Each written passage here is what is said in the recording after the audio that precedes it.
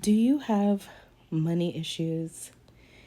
If you've hit rock bottom with your money issues and you need some help, then welcome to this course, this free course that I'm going to take you from being rock bottom in your money into being completely free to manifest as much money as you want.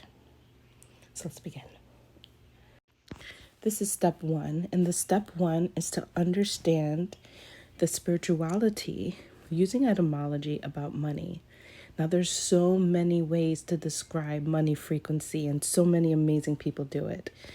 But if you've hit rock bottom, there's only one thing you need to see about the word money, and that is that the word money is the word mommy. Money is how you're cared for, and mommy is a similar idea. When we use the words from etymology and phonetically and how they sound the same, money, mommy. They both are connected to the moon in astrology and phonetically. Moon, money, mommy. So, the key to unlocking your situation with your money is to understand that it's stemming from mommy issues. Now, there are varying degrees and spectrums of people who have mommy issues. I'm here to say that it's a safe place here for you to unlock your mommy issues. So many people don't have patience for the types that have real serious mommy issues. People just tell you to forget about this and to do this. But if you have a deep ingrained lack of care, then you have to start here. You have to start at rock bottom. You may have experienced some sort of situation where you weren't provided the care that you need. And it's not just limited to financial. It can be emotional, nourishing food. It can be whatever it is that you define it to be. But it probably is something that is connected to emotional.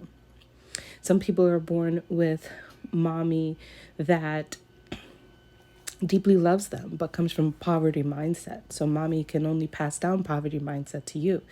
And maybe you have a fear of money because of that poverty mindset. Some people were born in situations where they had money, but they did not have the care, the nourishment, the feeding, the nourishing. And so you too suffer from money issues because of that. Some people had mothers who gave them financials, who gave them nourishment, but they did not give them unconditional love. The frequency of money is comfort, and unconditional love provides the most comfort. Unfortunately, some parents didn't get it, so they just pass on the same conditional love to their children. Money is definitely used for a tool used for exchange, but when you see it only in that way, it actually represents that you are lacking unconditional love in some of your care. So this may have been a situation where you grew up under a lot of conditions for love, for rewards, for whatever. You may not have had a generous upbringing to some degree of the level of care that you needed. There was something that was not generous enough. So it created this need to have to exchange, to have to do things under conditions. So when you think about getting money, you're limited. You think only by conditions.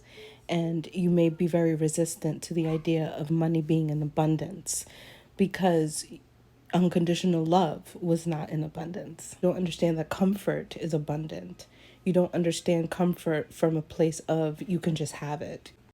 I've created for you a safe space, a really safe space. So I want to talk to you also about the word sin. Has really bad connotations, especially if you come from strong religious backgrounds, because when you hear the word sin, it creates shame.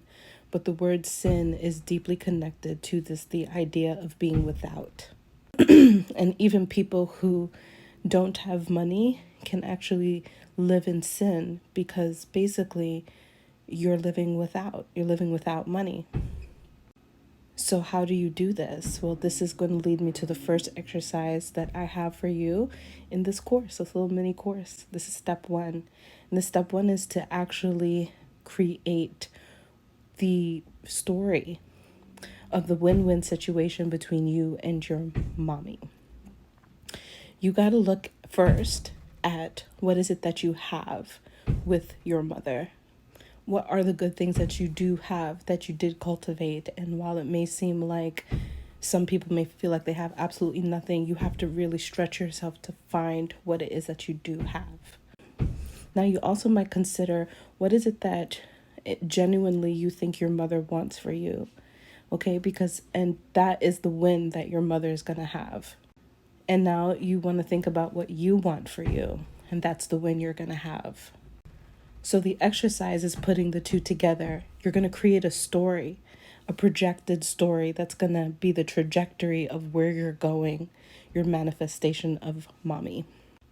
Create a story, a win-win story between you and your mother where you both get what you want. And the end is a beautiful ending.